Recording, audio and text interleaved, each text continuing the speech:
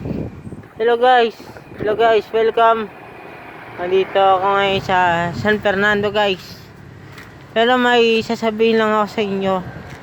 Alam niyo ba dito nagkakagulo na dito sa ating mundo, sa Israel, sa Iran, sa Iran, sa Israel, sa ating kung saan pambansa guys. Alam nyo ba guys na itong mundo natin ay napakagulo na ng ating mundo. Di natin nanasahan paano bukas kung end of the world na. Ako guys bilang isang tagaturo din tungkol sa ating Panginoong Jesus. Ang dami kong kasalanan guys, di ko lang masabi sa inyo kasi naka-live tayo ngayon.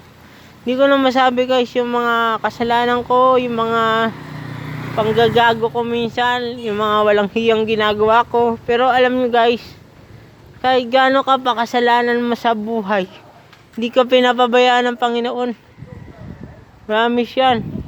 Kasi yung Panginoon, binibigyan ka ng ilang chance. Habang hindi pa ang huli lahat, binibigyan ka niya ng pagkakataon.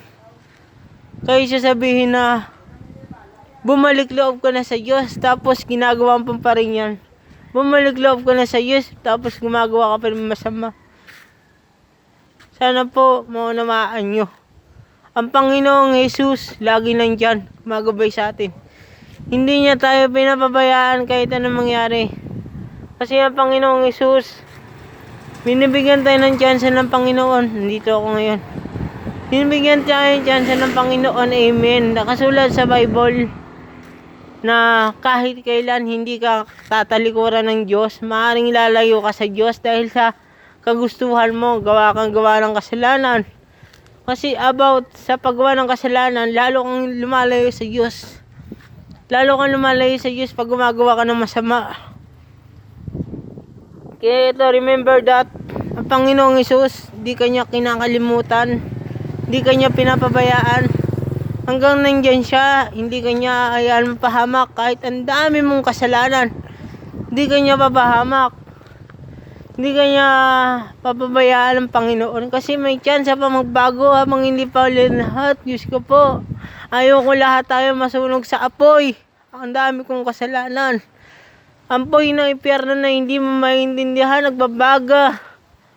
Lahat nandoon, mga masasama. Yung mga mahal niya sa buhay, mga magulang niya, mga kasama mo pa sa kabilang buhay, hindi na. Magkakaiwalay na kayo. Pwede kayo magkita kung pareho kayo napunta sa langit, napunta kung saan. Pero, guys, habang buhay tayo, gamitin natin ng tama, huwag natin gamitin ng mali. Ako, hindi ako perfecto guys. Sasabihin nyo perfecto ako. Hindi ako perfecto guys. Ang dami kong kasalanan.